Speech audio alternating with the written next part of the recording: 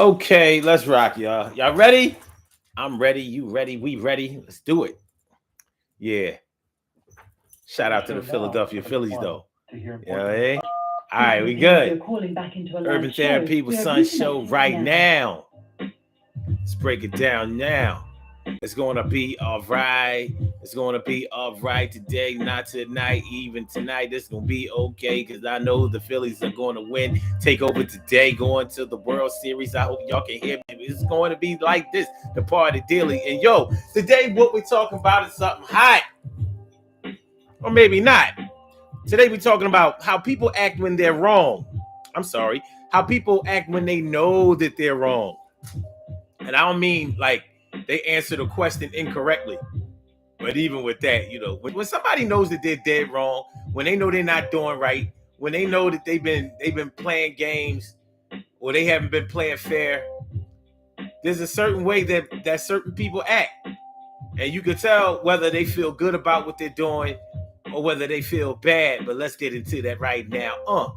Everything is going to be all right and everything is going to be okay. Thank you, won't. And everything is going to be all right and everything is going to be all good. Yeah, it should. Word. So when people are dead wrong, when they know that they've been doing that backhanded, underhanded, slimy backdoor stuff, there's a certain way that some people act. Some people act in a way that shows that they feel guilty about the things that they've been doing. And then there's some ways that some people act when they feel like somebody is onto their trail. Maybe they don't think that they know already, but they think that they might be close to being, close to finding out the truth, whatever that truth is. And then there's the person who gets real defensive when they know that they're wrong. It's like the Gong Show. You pick the wrong answer, and it's so this way, and it's going down today, and they're gonna get found out. So they try to put on a display. So when some people are wrong, when some people know that they're dead wrong, they might yell, cuss, scream, fight, blame somebody else, act a total fool. You know how it go. You understand the rules. So we're going to talk about that today on the Urban Therapy with Sun Show.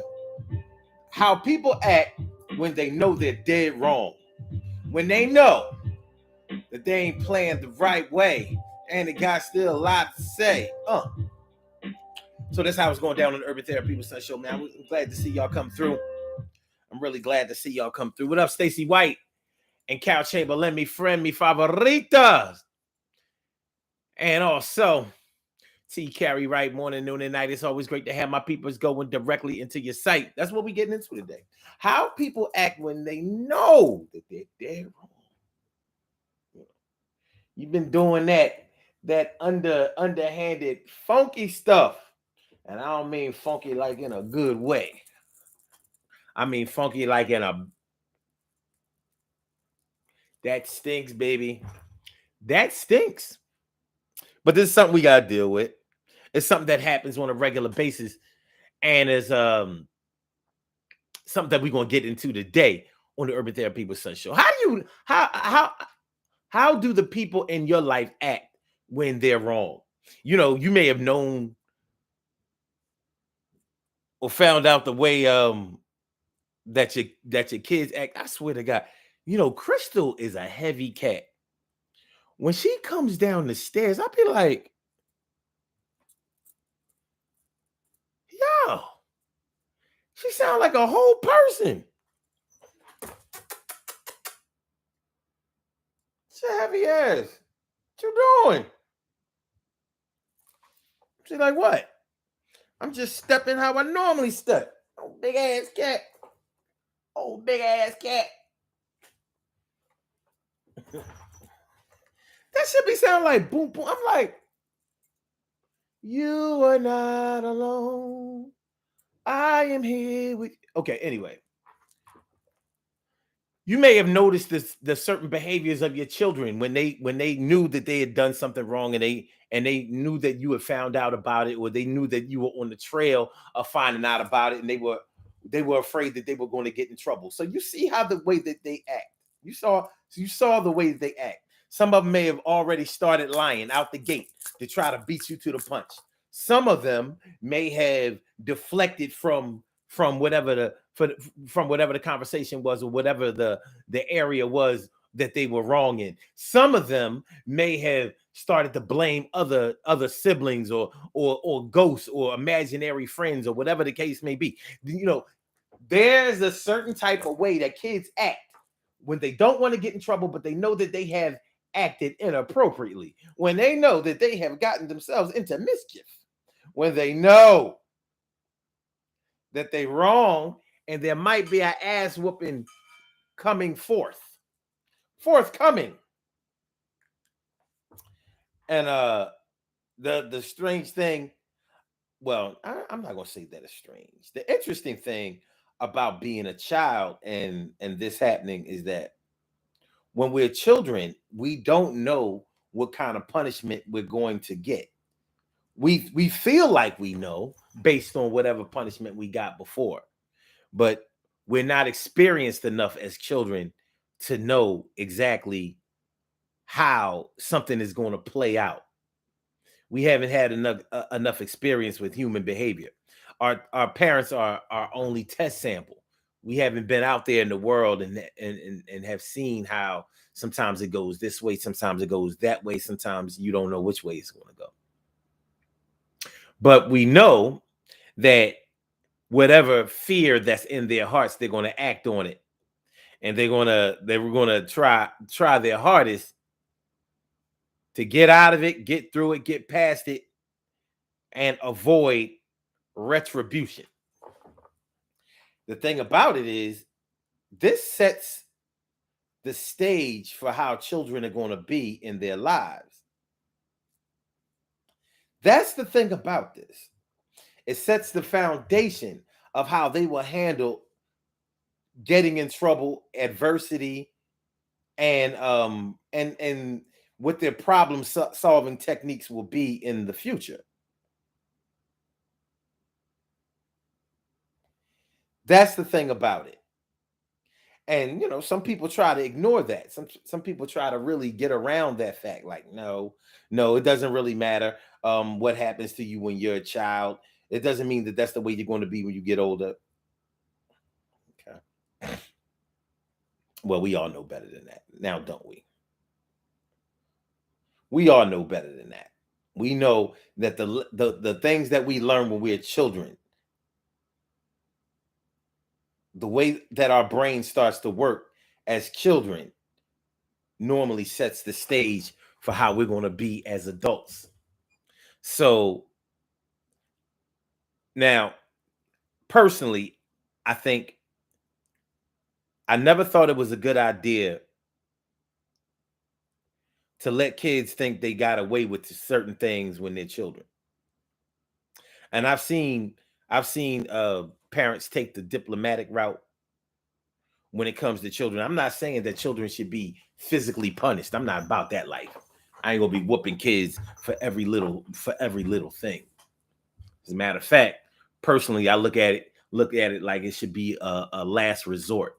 Like when you've exhausted all reasoning with your child, and there really shouldn't be any reason that you can't get to your children by reasoning with them, by talking to them, by using calm, cool logic with them. There's no reason for that. And if you can't get anywhere with your kids by calm, cool reasoning, then there's probably something else going on. They might be the demon seed, who knows? But the bottom line is, I've seen parents do things like, let's say they know that a child either lied about something or they took something that didn't belong to them. I've seen certain parents or certain adults address the situation like, hey, these things over here, they're pretty nice. Would you like one of them? The child already took one or two or a few. So they're offering it to the child as a way of bridging the gap and relieving the child of thinking that they're in trouble. I'm not a fan of that technique. I'm not. I'm more of a fan of telling the child, listen, you don't take things that don't belong to you.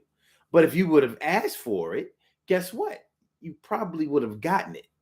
I'm a really big fan of opening up your mouth and asking for something. And a lot of people say, well, you might be afraid and, rejection. No, you learn about rejection and acceptance as a child. That's the problem.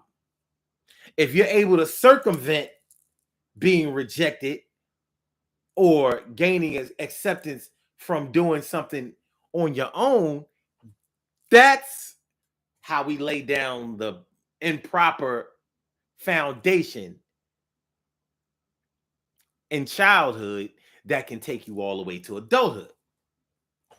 So, and I'm not saying that I'm definitely right about this, because just because I don't appreciate the technique that somebody else has used doesn't mean that it's not a good technique. It just means that I don't have an appreciation for it. That's all. And that's all that it means, for real, for real.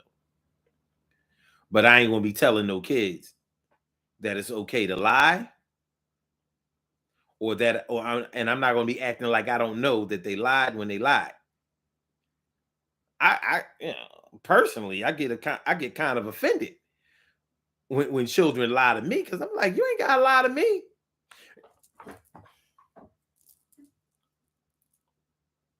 My thinking is, if my children lie to me and I know that they lie to me, when they go to school or somewhere and authority figures suspect them or accuse them of lying or doing something that I know that they do, how am I going to be able to defend them? How am I going to come up to the school and you telling me, no, the teacher just don't like me, Dad? Or, they be blaming me for stuff that I didn't do. How am I going to defend you and say things like, let me put it this way. I want to be able to say that if my child said that they didn't do something, they didn't do it, because they don't lie. I've taught them not to lie. I've taught them to accept the consequences of whatever they've done. So think about what they've done or what they're doing before they do it. If I can't do that with my child, then you're putting both of us in a compromising position that we don't want to be in. We don't want to do it like that. So other parents may employ other techniques, but I go by, trying to fix the problem ahead of time. You don't want your children to get better and better at lying, because then they'll find out how it feels to be dead wrong, and they'll never really believe that they're wrong. Once you keep getting away with something, once you keep winning at something, you can't be convinced that it's wrong. That's how you live. That's how you survive. That's how you win. That's how you exist. That's how you go. That's how you get ahead. That's what your mind tells you. So if nobody tells you that it's wrong or that it's bad, it ain't. Not to you, it's not going to be. Carol says, I leave them where I find them. And she says, they get mad and blame you. I'm just saying. TK Wright says, I never wanted to beat my children into submission. It don't work. It don't. Sometimes, when we talk about old school stuff and people be talking about how they used to get their ass whooped with extension cords and all this kind of stuff, I'd be cringing. I'd be like, oh, man.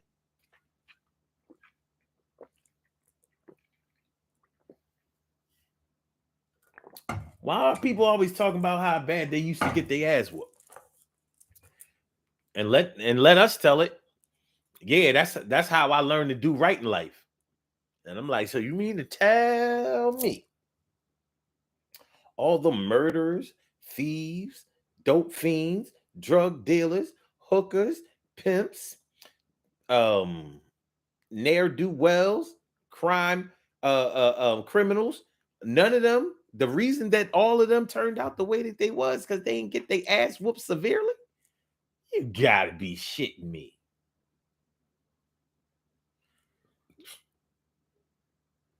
And for the ones who did get their ass whooped a lot, how come they didn't all become doctors and lawyers or businessmen or, all I know is that if you got your ass whooped, I don't want to see you being a cashier in retail. I want to see you ultra successful.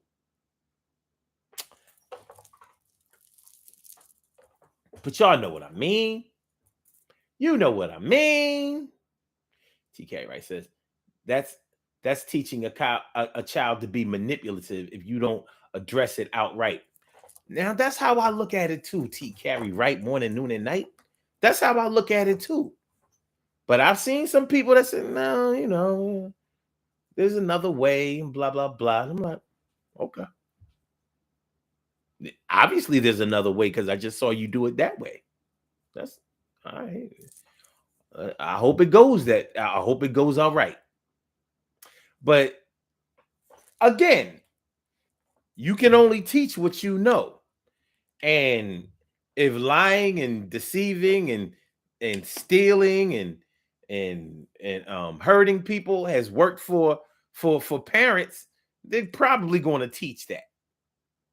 Or being manipulative and cunning and sly, as T. Carey Wright was talking about. They're probably going to teach that to their children. Like, this is how you do it. We've probably all seen parents try to teach their children to lie for them.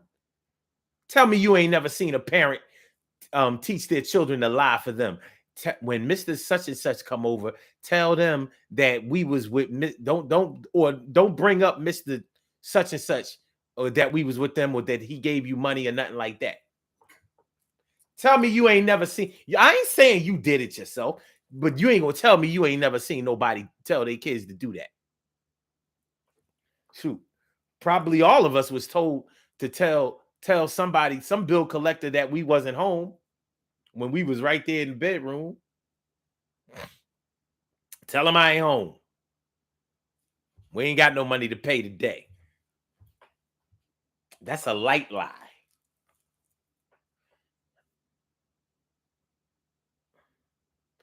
Carol Chamberlain says, closed mouths don't get fed. If you want something, you have to ask.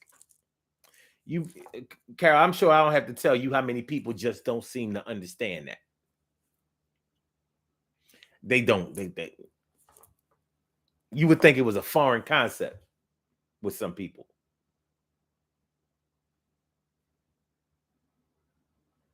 Stacey White says, I'm very old school and it does work with some people. Well, I guess it all depends on what you consider working to be. Carol Chamberlain says, some of them became child abusers. A whole lot of them became child abusers. I've never known an abused child. Well, let me put it this way. When it comes to abused children, I've seen them do one of two things. Either abused children don't want to abuse their children at all, or they do the same thing that happened to them. And that's what I don't understand, is how they figured that, yeah, it worked with me. So you mean to tell me, listen, you know how it is before you get your ass whooped. The fear that you have before you get your ass whooped is serious. You know it. You know it. I know it. Kids don't know that somebody ain't going to kill them. Kids think that other kids are going to kill them. They get bullied at school. They be like, oh my God, he's going to kill me. He's going to hurt me. That kid is the same age, same height as you. He can't do but so much damage to you. But we don't be looking at it like that. So how do you think we look at a full-grown adult who is bigger, who is stronger, who is more aggressive, who does know more, who is the boss?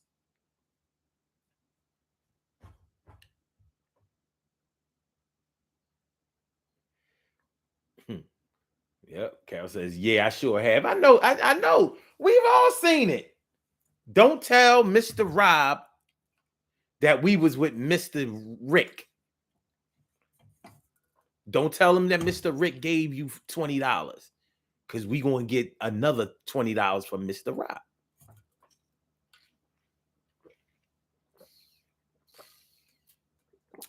Don't bring up Mr. Rick around Mr. Rob. Don't bring up Mr. Rob around Mr. Rick. Okay? Keep your mouth shut if you want $20 from Ricky and Rob. Woo-wee.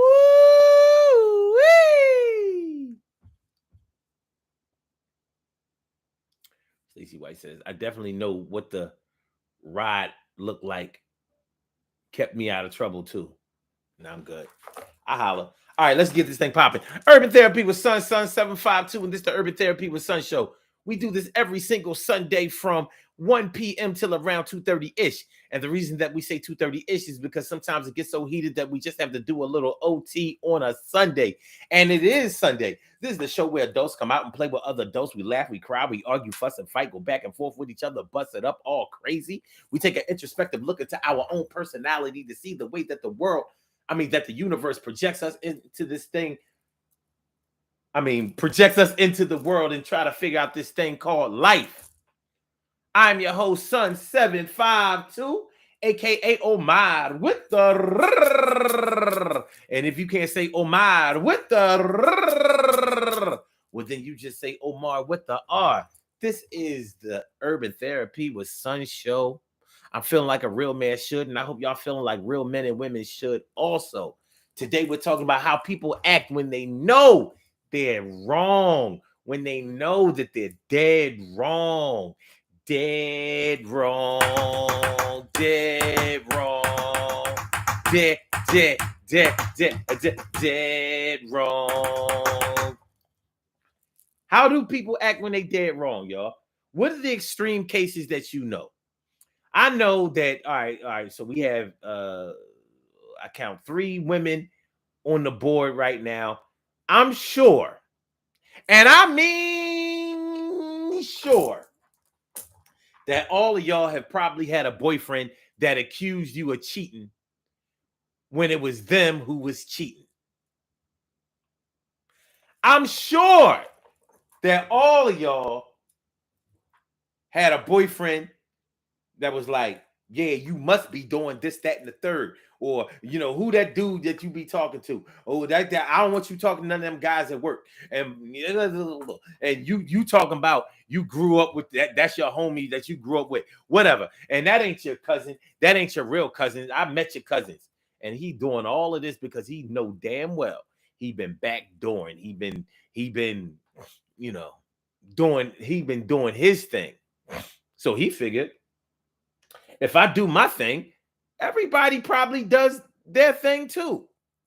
If I cheat, everybody cheat. You know how people who cheat thinks everybody is doing something, just the same as people who do drugs. They think everybody is on something. They may not be on something at the same level, but in your world, in their world, they figure everybody is on the same page to a certain extent. They're wrong. Maybe the people that they know or the people that they are around are doing all of that kind of stuff, but it's not everybody. You know how some people talk about how everybody was doing something at a certain time. Like, all right, let's check it out. People in the 70s, they talk about how like everybody was sniffing cocaine back in the 70s. After Superfly came out and everything, everybody was doing it. You notice we couldn't do that in the crack era. Everybody wasn't doing no crack. But if they could have got away with saying like, well, it was the 80s and, crack was the thing. So everybody was doing crack. If they could get away with saying that, they would have done it.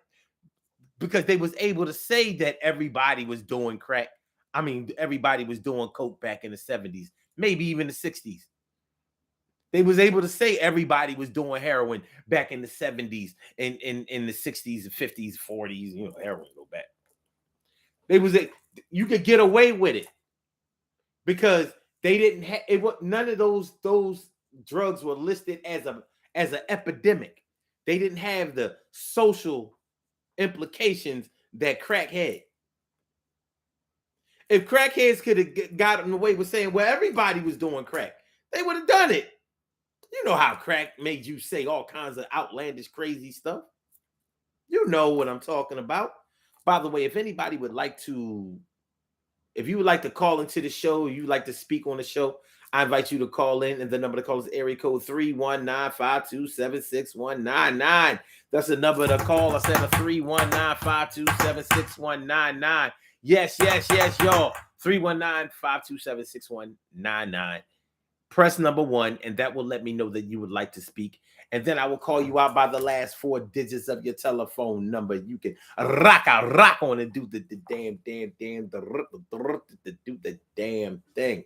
It's the Urban Therapy with Sun Show. How people act when they know they're wrong.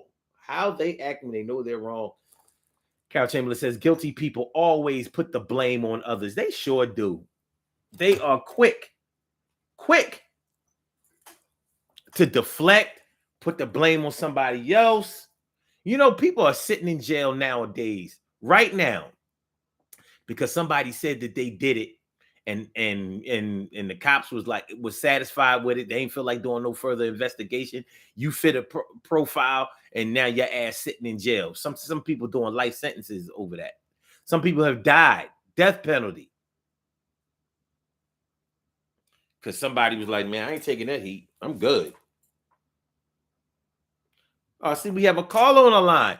Caller with the last numbers 7244. Welcome to the Urban Therapy with Sun Show. What's on your mind? Thank you for holding. What's on your mind this afternoon? What's good? What's going on, bro? What's going on? Feeling like a real man should. Talk to me. Well, I guess you're saying they got, the immaturity or the lack of accepting responsibility is something that's popular now amongst black folks. We have a culture that doesn't assume responsibility. Even looking at Charleston Light and looking at some of the points that the brother does have, but then looking at how immature he is when he brings it, you understand, and how a lot of us are with Charleston White, and some of us are, against it, and again, that does call to me the responsible nature that we as adults, as parents, should have when approaching situations that are going to make us better. But the lack of responsibility is something that goes back all the way from slavery. So that's one thing we have to know and understand, that rather than people assuming the responsibility now of black folk, you understand? We have a current day situation where black folk would rather be anything other than black folk. Why? Just because by being black, that comes with certain levels of responsibility and duty. That comes with some shit you got to pick up off the ground. You understand? Mm-hmm. And a lot of people aren't down for that. So they would rather, finagle, point the finger, or even lift up some type of indoctrination or misindoctrination that that is going to insist that, hey, I wait on the genie to come and fix it, rather than picking it. That's just the reality. Yeah. We that's the place that we have been in for quite some time.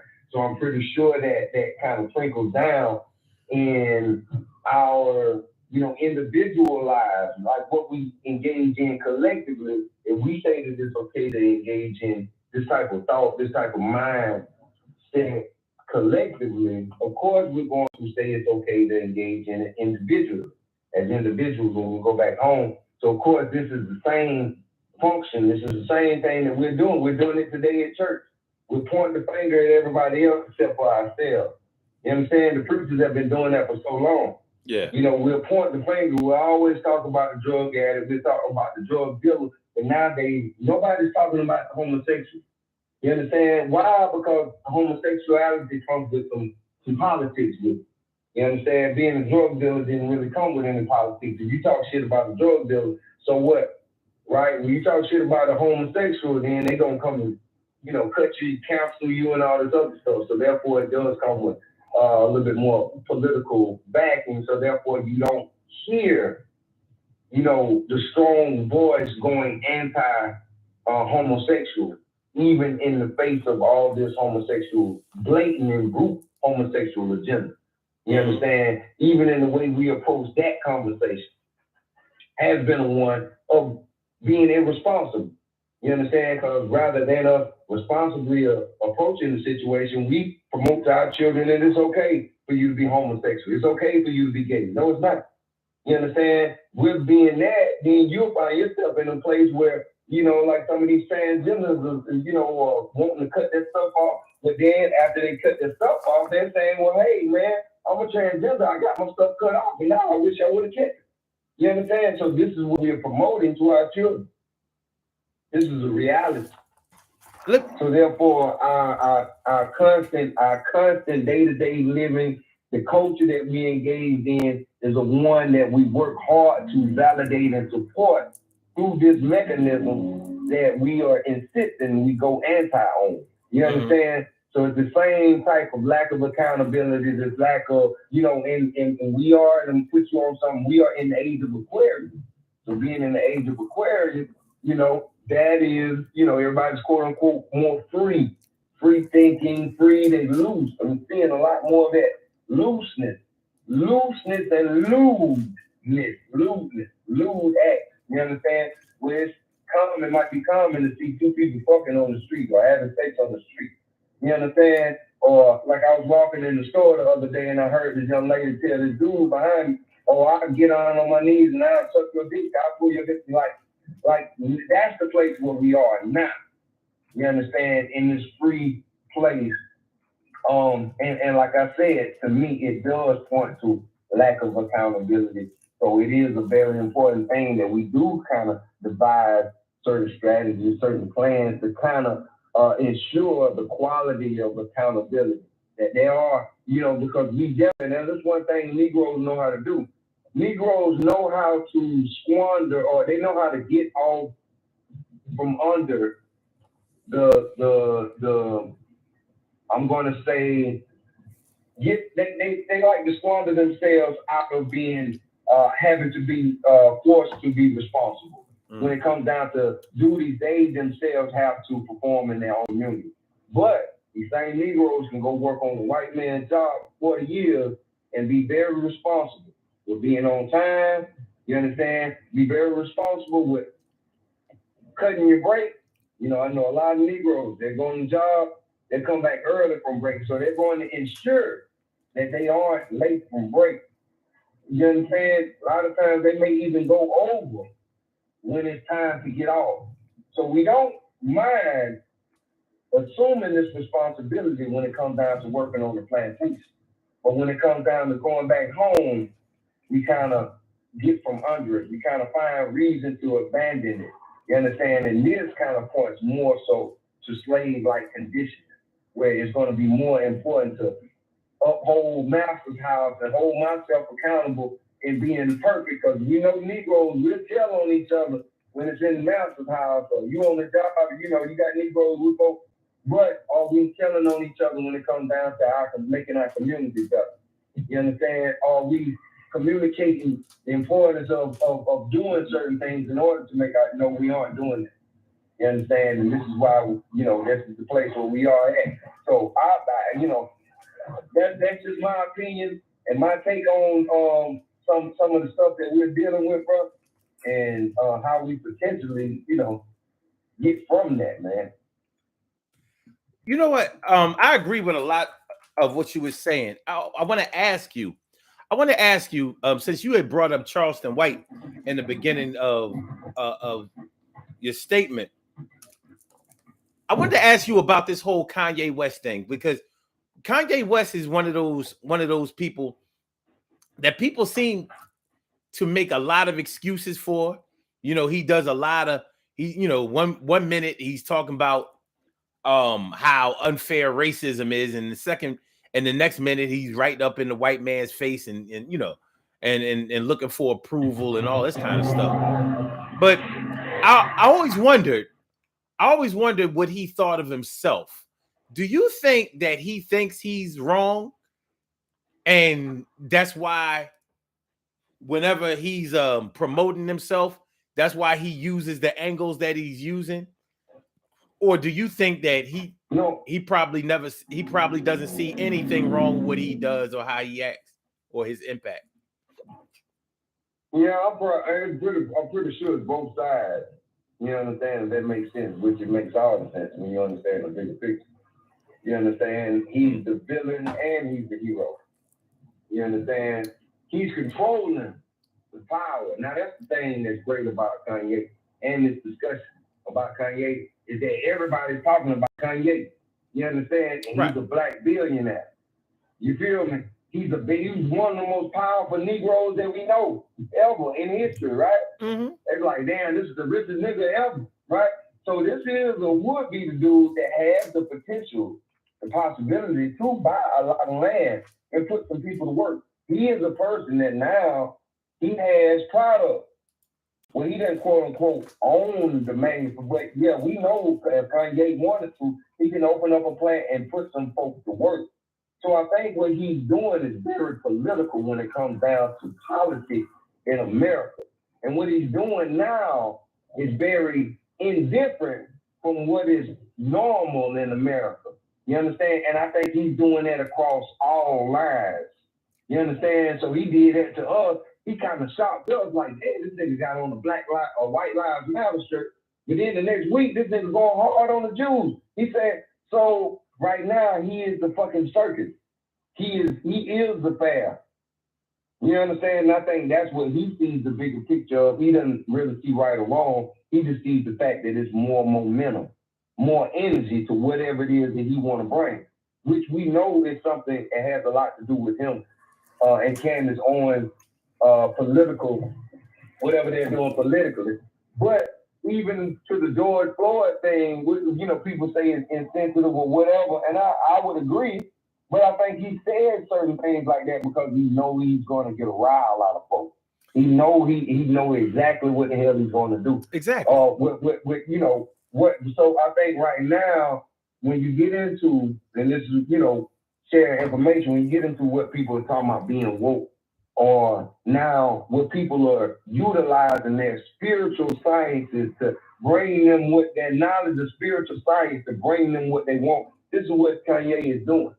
Kanye might have said about the Jesus thing or the Jesus, but he's taking a whole approach where he doesn't, I don't think he takes the religion thing seriously. He just knows that he, like a lot of these stars, they have the potential to lead a massive amount of groups. Yo Gotti, all these Negroes can do the same thing. And what he's doing is in the faith.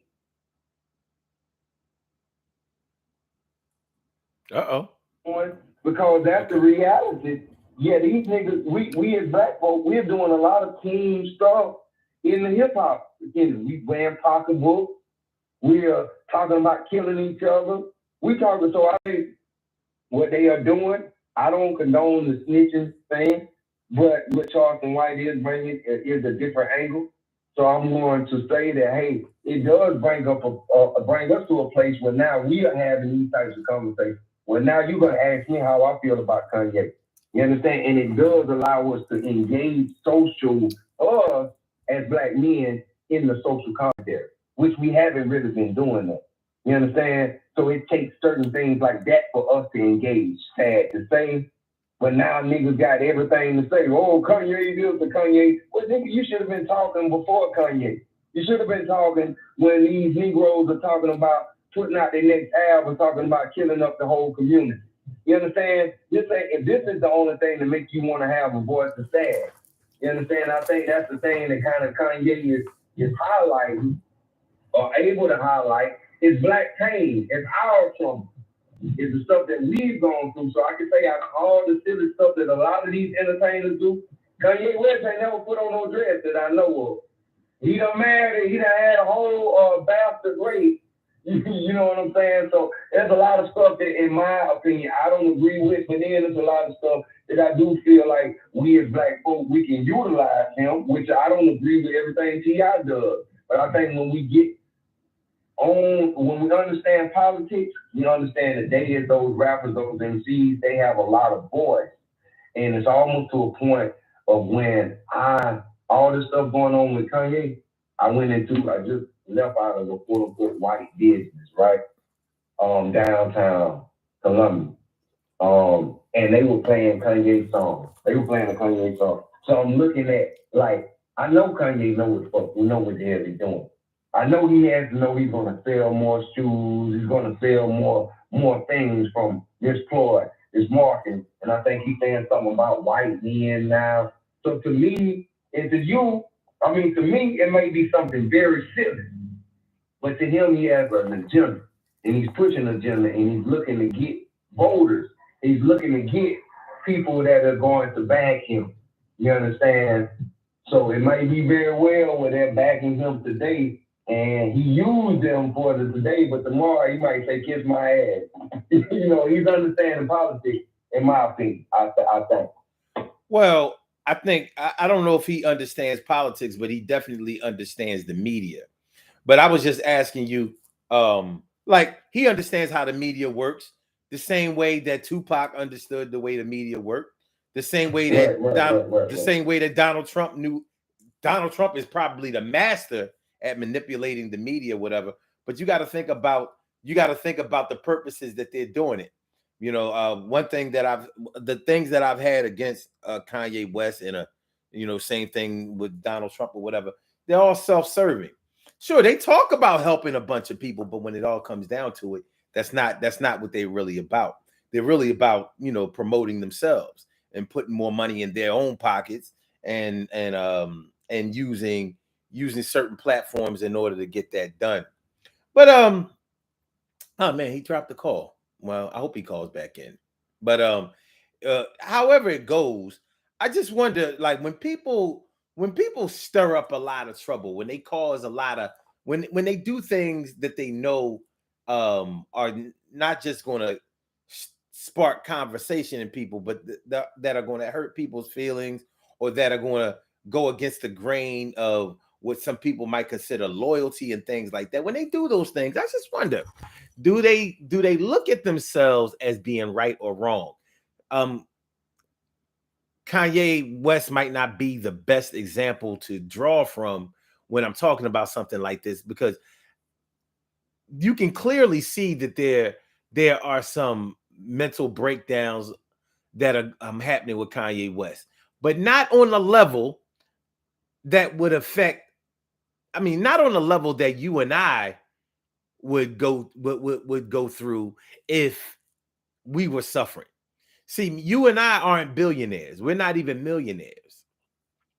So we can't call a press conference and have and create a platform to have our voices heard to millions of people around the world. We're not selling records. We're not selling sneakers and clothes and whatever needs to be done. We're not married to spouses that have made living off of sex tapes and parlayed that into fashion and paraphernalia and reality TV shows. That's not our life. That's not our lives. So it's different. But I just wonder how people, since we're talking about how people act when they know that they're wrong. One thing I have noticed about Kanye is when he gets into trouble, when he really has stirred the pot up a little bit too hotter than he meant to do. Now he wants to go and deflect. Oh, no, yeah. We're gonna talk about these Jews. Or yeah, I'm running for president in 2024. Or whatever it is.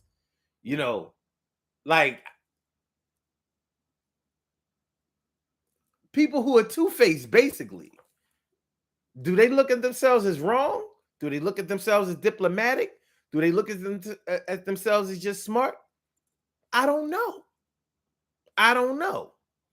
But it's a question that we we could explore when we talk about how people act when they know that they're wrong. Before the caller called in, and he's a great caller. He's called in before. He's a very, very knowledgeable guy, and I really appreciate his level of black consciousness. It's all that. But when what we were talking about before he called in was I was talking to the women that are in the chat, and I was saying how I know that they've probably dealt with a man somewhere who was cheating, who accused them of cheating. People who lie think everybody lies. So, they have a hard time believing that anybody carries themselves with real integrity because they know that they lie. Same thing. People who steal, they think everybody steals. Nobody gets everything that they have legitimately. Nobody works hard for everything that they get. You got to take something sometimes. And when people make excuses for this kind of thing, yeah, it validates people. Remember the New England Patriots. They were caught with proof filming the other team's sideline to get their plays, so they knew exactly what plays that their opponents were going to run, so they were able to run a counter play and win games. It was proven. They got caught.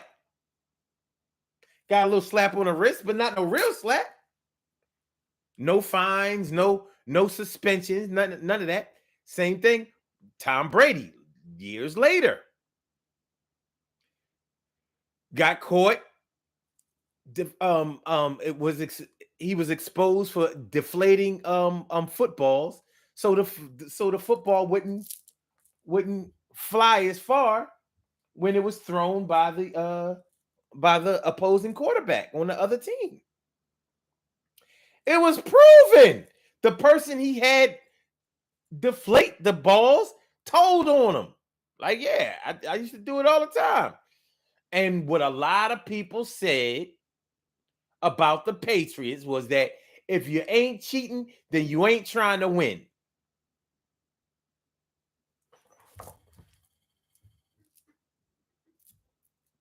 If you ain't cheating, then you ain't trying to win. So it's okay for the Patriots to cheat. The Patriots. You could easily say, all right, what's in a name? It's not a big deal. No, the Patriots, meaning American Patriots, meaning, the symbol of loyalty to the United States. Who knows how the Super Bowl between the Eagles, the first Super Bowl between the Eagles and the Patriots would have turned out had they not known what plays we were going to run. Who knows? We know how it did turn out. All I know is I've never heard of a team in the Super Bowl turning the ball over 3 times and only winning by a field goal. Clearly, what that says to me is that clearly the team who lost was the better team. Clearly. 3 turnovers? Okay. And you only win by a field goal in the Super Bowl? Okay. When your team didn't turn the ball over even one time. 3 takeaways to none. Sounds to me like, listen, whatever, man.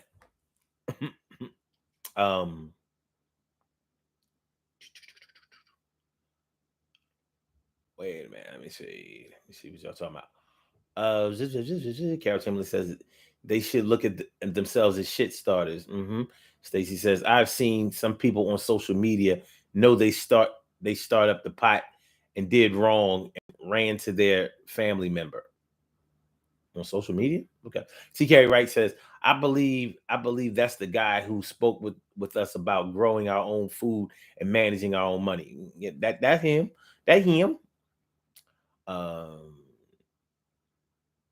Yeah. Yeah. TK right says, yep. Stir the pot and they tag their people on the pot on the post to back them up. Oh, okay. Don't get me started about that game. I was pissed. Yeah, well, yeah. But the bottom line is, people excuse the Patriots for that. They won a lot of Super Bowls, so they said, I mean, people look the other way. Like, 6 Super Bowls can't be wrong. I'm like, 6 Super Bowls can be wrong if 4 out of the 6 they cheated straight up and down. But hey, people love a winner, right? So we gonna excuse the winner regardless of the technique. The ends justified the means. All right. So okay, how people act when they know that they're wrong. You know, how many of y'all know somebody that gets violent when you catch them in a lie? You ever been punched in the eye because you caught them in a lie? Punched in the eye because you caught them in a lie. Punched in the eye, caught them in a lie, got punched in the face because you made space in their mind. Yo, you said, wait a minute. That couldn't have happened like that because I was there and I saw. I've known people who got violent. Abusers definitely get violent when you catch them in their own shit. You catch an abuser in a lie or catch them cheating or whatever, they're gonna whoop that ass if they can. If they can beat you, they're gonna beat you, literally. Because that's how some people act when they dead wrong. That's how they act when they're dead wrong. TK Wright says, I know someone that will hit you or wrestle you once they're exposed. They wrestle you? They wrestle you when you, man. Carol Chambers says, you know, there was big money on those games, and I mean big money.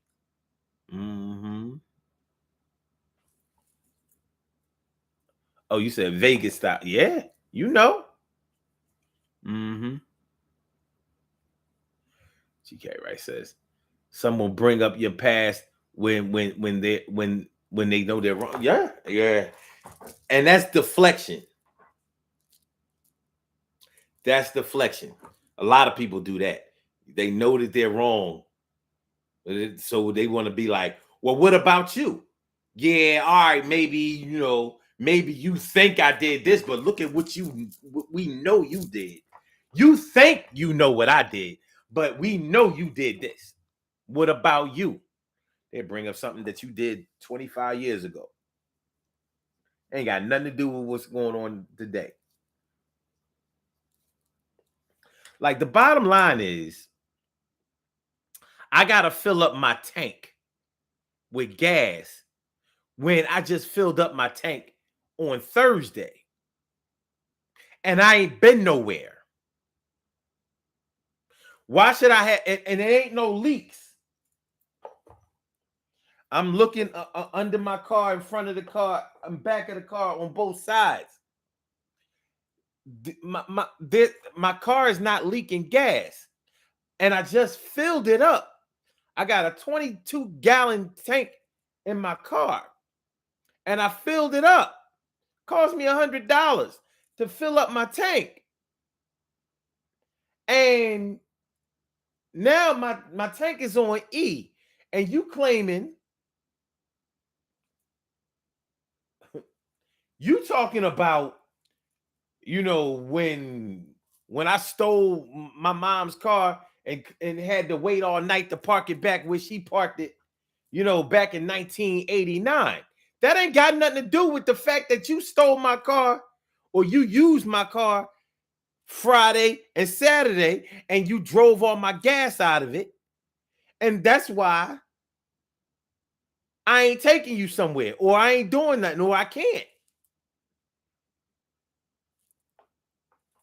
But straight deflect on you. They will straight deflect on you, and they know they wrong. They know they wrong.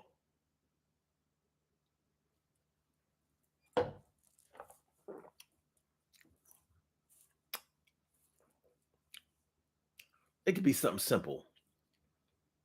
I've seen some of the simplest arguments turn into fights. And I mean fist fights. Yo, you left the refrigerator open all night and the ice cream melted. Now we can't have no ice cream.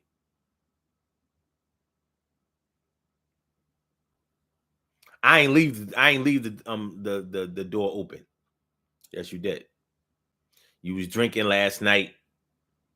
You went and got some food out of the refrigerator and you left the door open. No, I didn't. Yes, you did. No, I didn't. Yes, you did. No, I didn't. It goes a little something like that. Want to be all up in your face, and either you're intimidated by them or you really just don't want it today.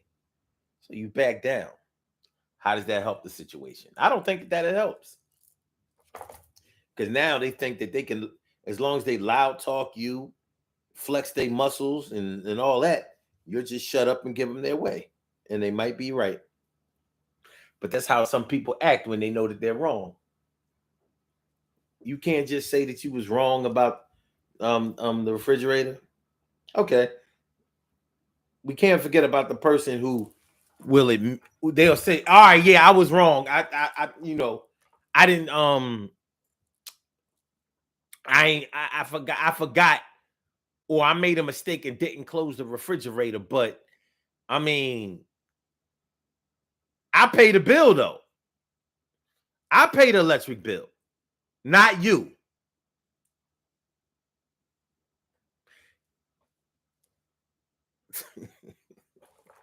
Who knows what I'm talking about? Which one of y'all know what I'm talking about? Which one of y'all know who I'm talking about? Who know? What y'all know?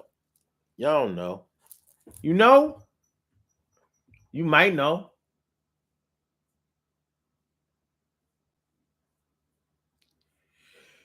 You might know. TK right says seems legit. My ice cream costs a lot of money.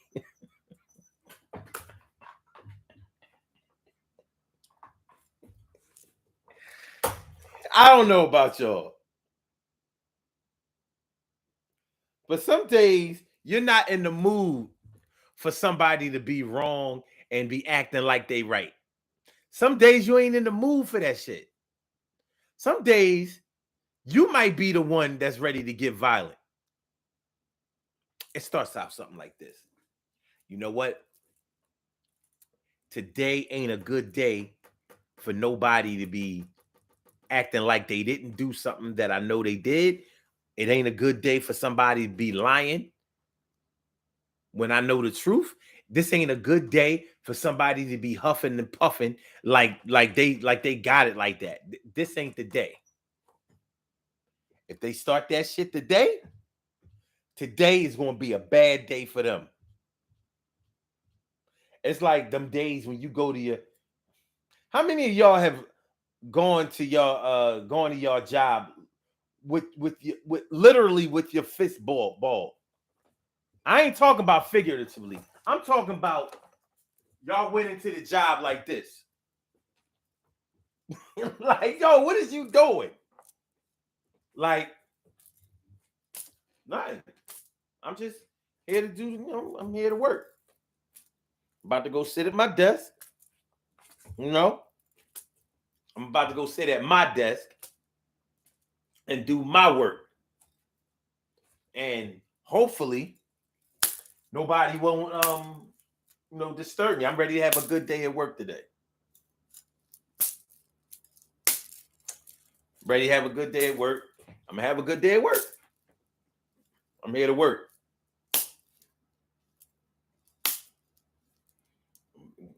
big knuckle. How many of y'all who know what I'm talking about? Literally went to work with your fist ball. Like whoever wanted, like, okay, all right. If you ain't go to work with your fist ball, how many of you have ever gone to your job like, yo, this might be my last day? This might be my last day at work today. And you already accepted that while you was home. Like today is going down.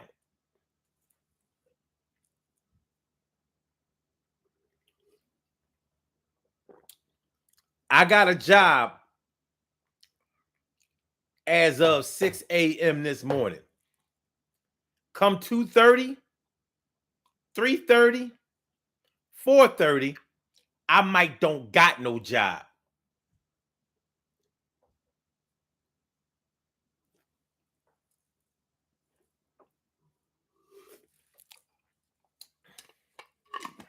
You know, that's when you know you're at your proverbial end of your rope.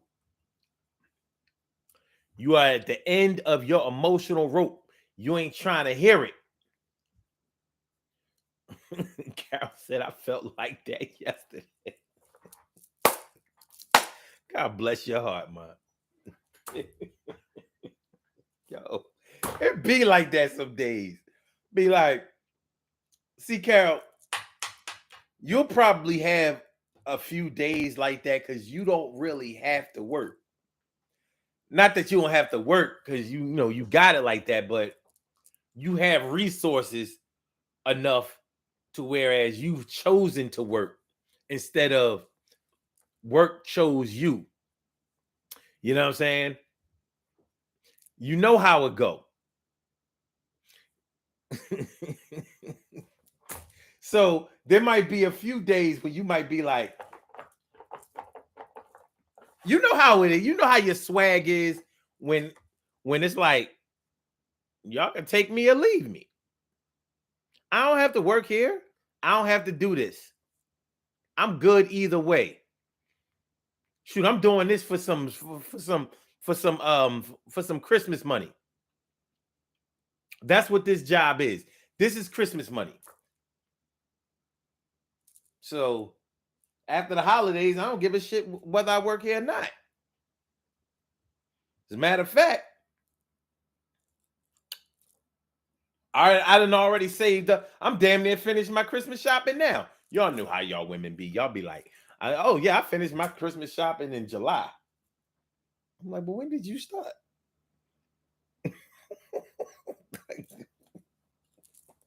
Women be saying this guy. I ain't never heard a man say that he finished his Christmas shopping in nowhere before New Year. I mean, Christmas Eve. Women be like, yo, I don't already finished my Christmas shopping. I finished my Christmas shopping on Labor Day.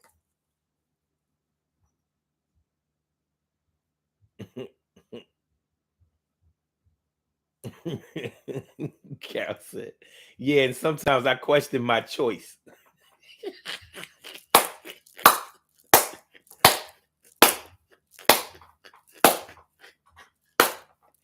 She said, or some spare cash the day after Christmas.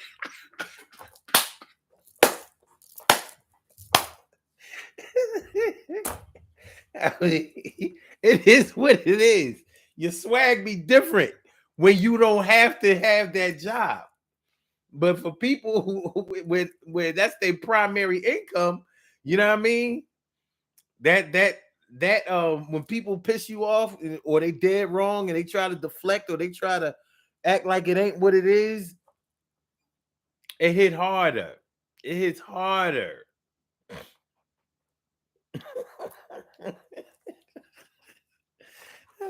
You crack me up, man. I swear. But yeah, how people act when they know they're wrong. How people act when they know that they are dead wrong. How many of y'all have had a crackhead in y'all family who who stole your shit and tried to help you look for your shit. Hold on. So, all right, y'all see this? Nice little pair earbuds, wireless earbuds, right? Nice, right? Okay. So they steal your earbuds.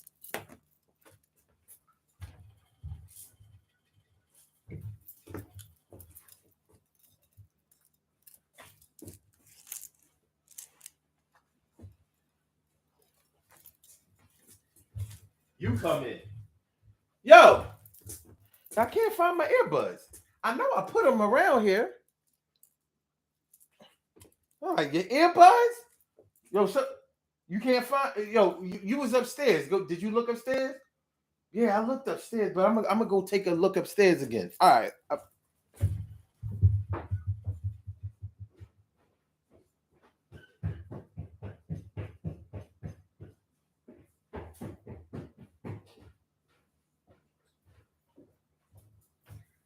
No, the earbuds are. I can't. Well, let's look. Let's retrace your steps. You was here. You was around here. You said you left from here. Let me help you look for him. Let's see. Was you around here? No. Okay. Let me see. How many of y'all had a crackhead in y'all family that would steal your shit and help you look for your shit all day? All day. But at least they was on drugs and shit. At least they was on drugs. Yeah. That part. Yo, man, make sure y'all hit that like button, y'all. Make sure that y'all share the show. Make sure that y'all subscribe to the channel if you haven't subscribed to the channel yet.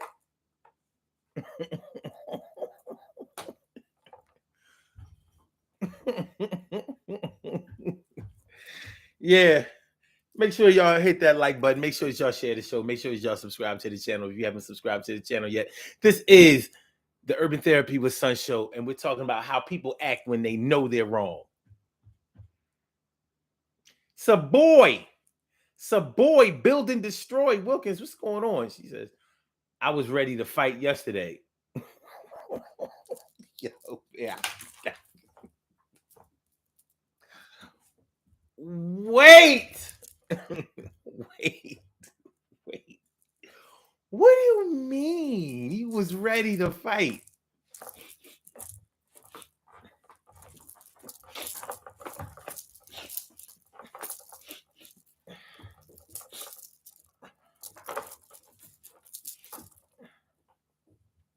Today's your day, baby.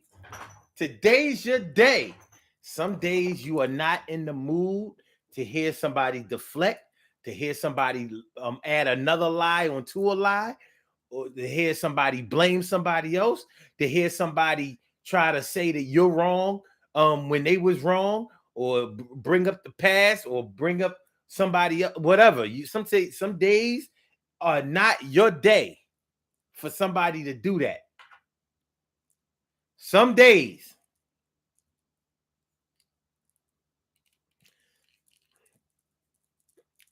Some days it ain't like that. Thank you, Carol Chamberlain, for that super sticker. Appreciate it. Laura Seiko said, why did you stick your pinky out like out when you were fighting? You know, when you was a young boy, you know what I mean?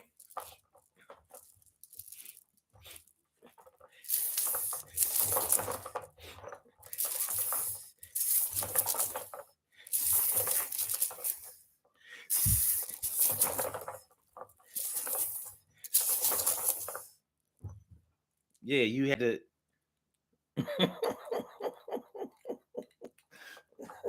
You know, you had.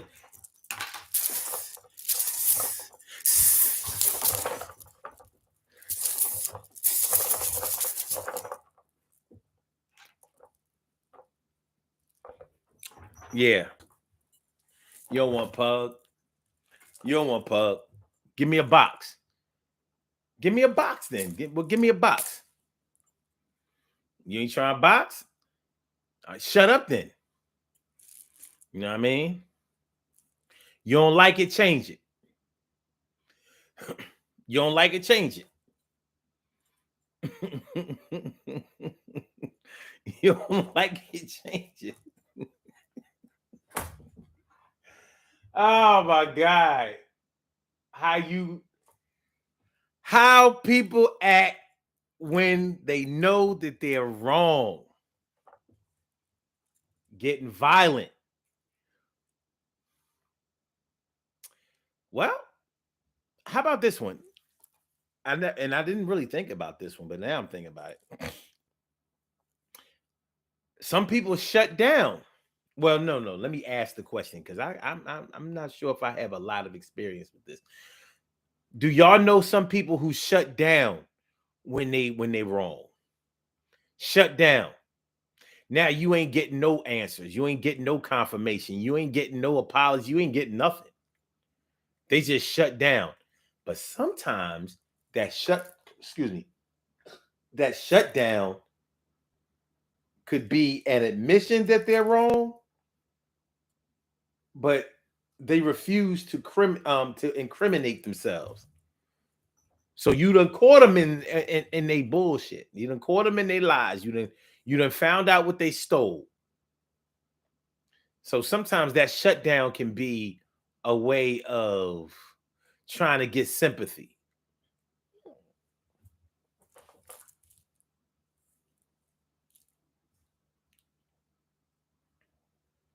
Like, how dare you catch me? I'm out here just living my life. You know, I ain't grow up the same as you did. I ain't had no mom and no dad like you did. I ain't have both parents. I ain't have money. I didn't have clothes. You know, people used to tease me. I was sick all the time when I was younger. I didn't know, I didn't know, I didn't know,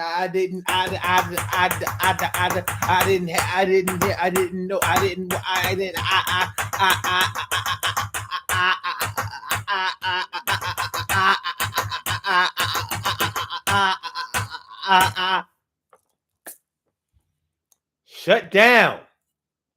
Shut down. Just retreat into their shell.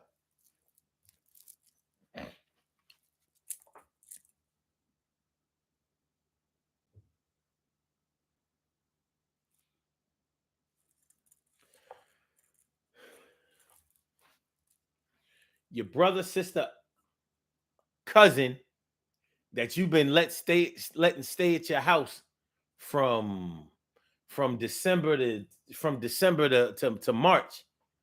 Been home all day while you was at work, and they done cranked the heat up to like 90. You come home, it's feeling like an inferno. Let them tell her I ain't even touched it. I ain't touched that thermostat.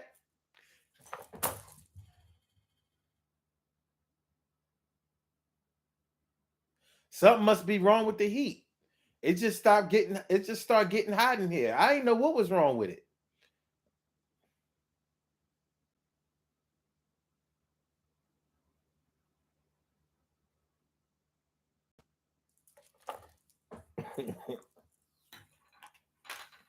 They home all day, cranking the heat up all high. You come home, your house is feeling like Florida. It's feeling like Miami in your crib, complete with humidity. What you do? Turn up the heat and boil some water? I feel like I can put up a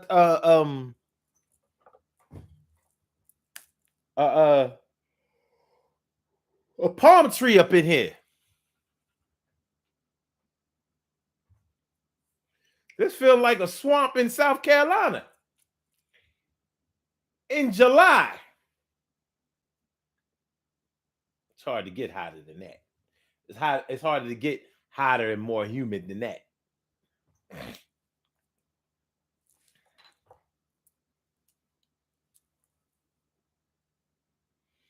TK Wright says, house feeling like the projects. So hot, you got to open the window in the summer, in the wintertime.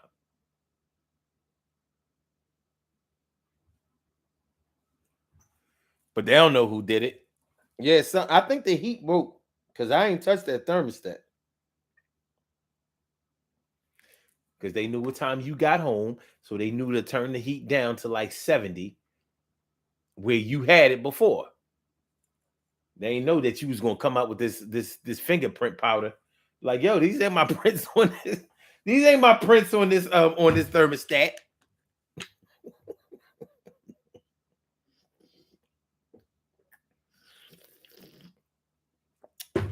Now they mad at you. Why would you take my prints?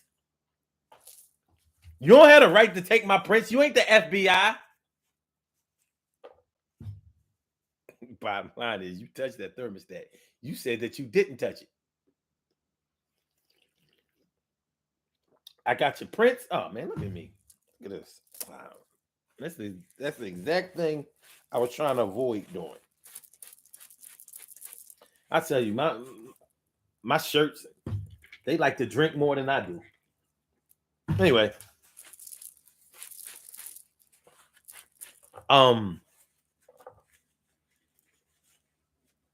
Yeah.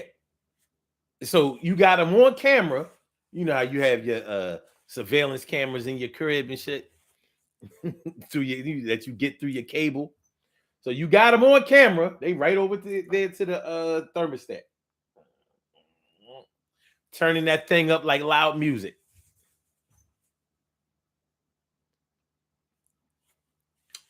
And you took their prints, and they mad. You don't have the right to fingerprint me. You ain't a job. You ain't a nothing to me. Nonetheless, you took the prints. And now you acting like I'm wrong for catching your bum ass.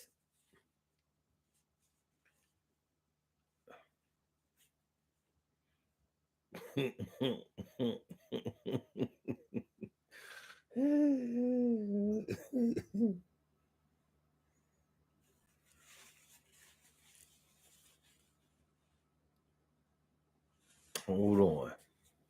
Okay, hold on.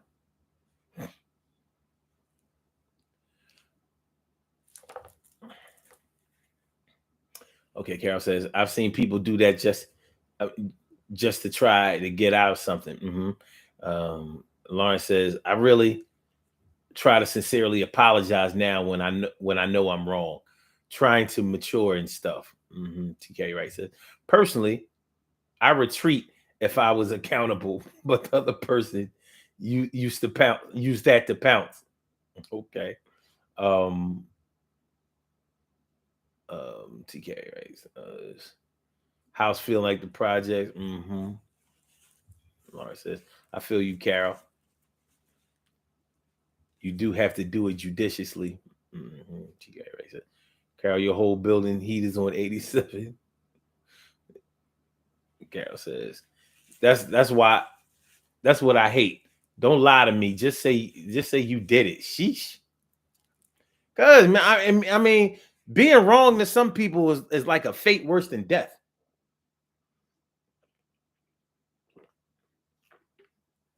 But that's why I wanted to talk about this today. Because whether you admit that you're wrong or not, you're still wrong. So we're talking about the way people act when they know that they're wrong. So regardless of what you think that you're displaying to anybody else out there, regardless of what you think that you're portraying, regardless of how much you think that you're hiding and putting the mask on, people know when you're wrong, and you know when you're wrong. So even if you haven't been caught yet, there might be a certain way that you're acting because you know that you are dead wrong. You're not doing the right thing. Why are you not doing the right thing? You don't have no good in you. That's why. You're no good.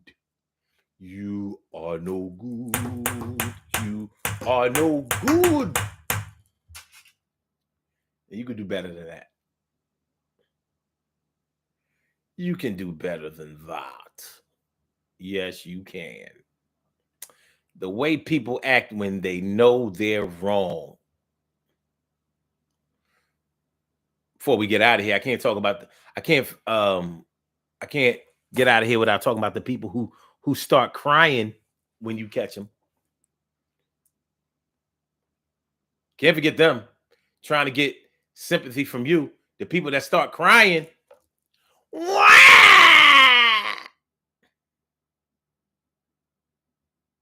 Wah!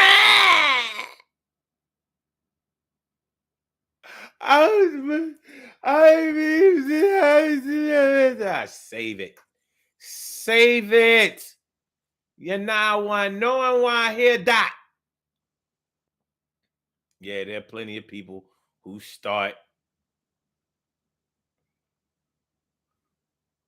want to turn on the faucets and sprinklers when they wrong.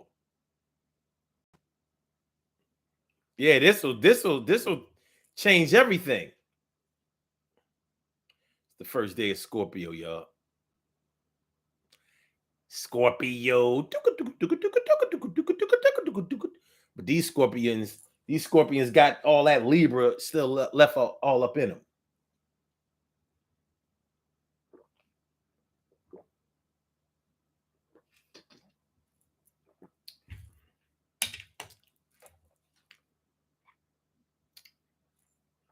Let's do birthday shout outs. We have some birthday shout outs to do. Some people were born on this glorious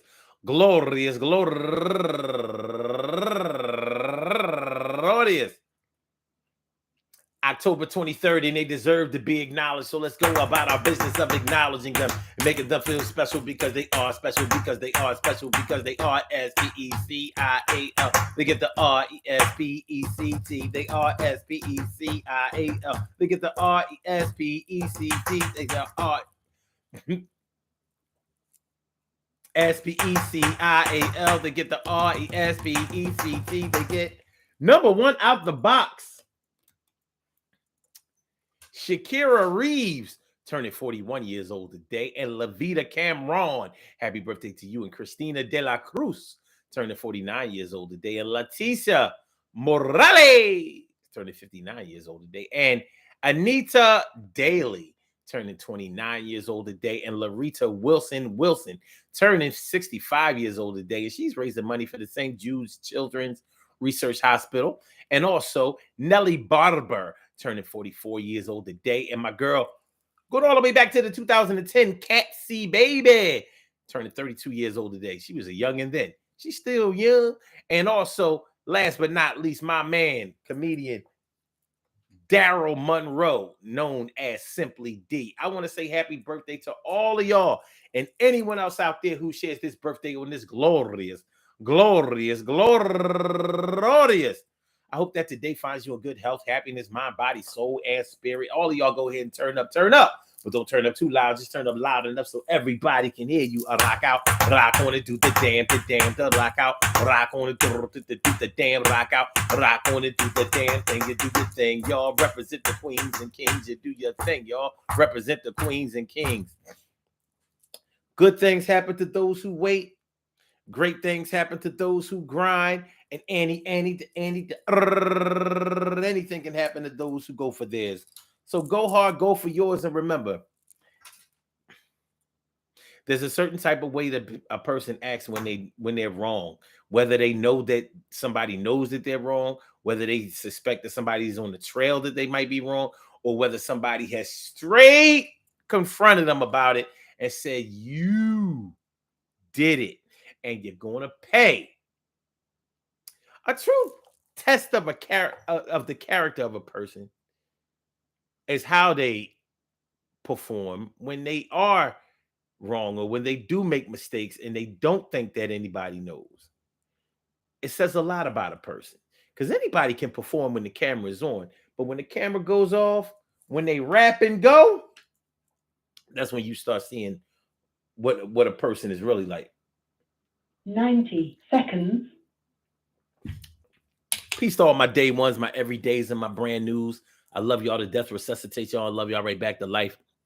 We will be back tomorrow, night for another Daily Go Getimism show. So make sure y'all come through 7 o'clock Eastern Standard Time. Y'all know how it go. So let me get you out of here. Blog Talk. I'm going to get back with you.